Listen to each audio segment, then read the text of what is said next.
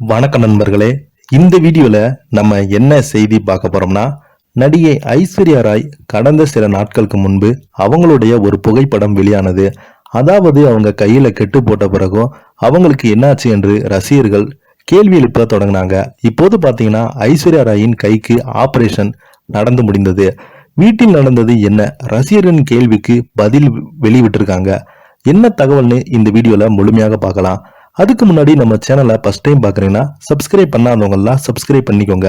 Bell button symbol அமைக்கி நம்ம சேனலோட நோட்டிஃபிகேஷனை எனபிள் பண்ணிக்கோங்க. நாங்கள் போடுற வீடியோ உங்களுக்கு உடனுக்குடனே வந்து சேரும். பிரபல பாலிவுட் நடிகை ஐஸ்வர்யா ராயின் பிரான்சிஸ் நடந்த கான் திரைப்பட விழாவில் பெரிய கட்டுடன் காணப்பட்டதை தொடர்ந்து இப்போது அவருக்கு எப்படி காயம் ஏற்பட்டது என்பதற்கான விடைதான் இணையதளத்தில் பரவி வருகிறது.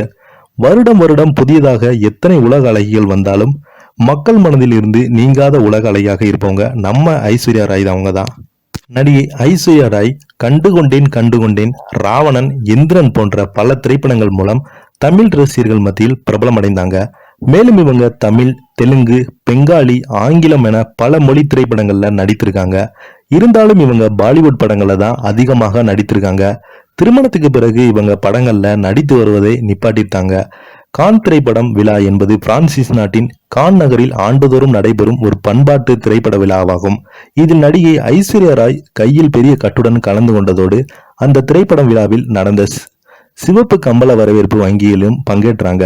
அதனைத் தொடர்ந்து ஐஸ்வர்யா ராய்க்கு என்ன ஆனது என்று, எப்படி காயம் ஏற்பட்டது என்பது குறித்து ரசிகர்கள், நல விரும்பிகள் கேள்வி எழுப்பி வந்தாங்க அவங்க முகநூல் வாயிலாக. இப்போது ஐஸ்வர்யா ராயின் கட்டிற்கான காரணம் இணையதளத்துல பரவி வருகிறது. இந்த மாதம் 11ஆம் தேதி ஐஸ்வர்யா ராய் வீட்டில் இருந்தபோது எதிர்பாராத விதமாக தடுக்கி விழுந்ததாகவும் அதில் அவரது ஒரு கை உடைந்து விட்டதாகவும் தெரிகிறது.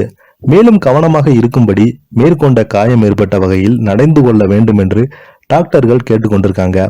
அதனால் இந்த சம்பவம் 2 நாள் கழித்துதான் திரைப்பட விழாவிற்கு கலந்து கொள்வதற்காக காஸ்டியூம் குறித்து ஐஸ்வர்யா முடிவு செய்தாங்களாம். இப்போதான் இந்த புகைப்படங்களும் சோசியல் மீடியாவில் வெளியாகி மிகப்பெரிய ஒரு ரசிகர்கள் மத்தியில கேள்வி எழுப்ப தொடங்கியது.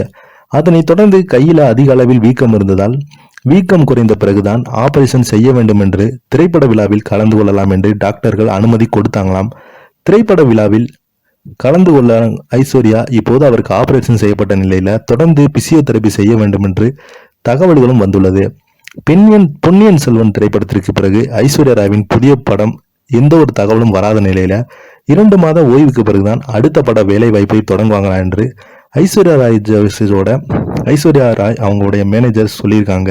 இதை பத்தி நீங்களும் கீழே உள்ள கமெண்ட் பாக்ஸ்ல மறக்காம பதிவிடுங்க. இந்த வீடியோ உங்களுக்கு பிடிச்சிருந்தா லைக் பண்ணுங்க, ஷேர் பண்ணுங்க. நன்றி.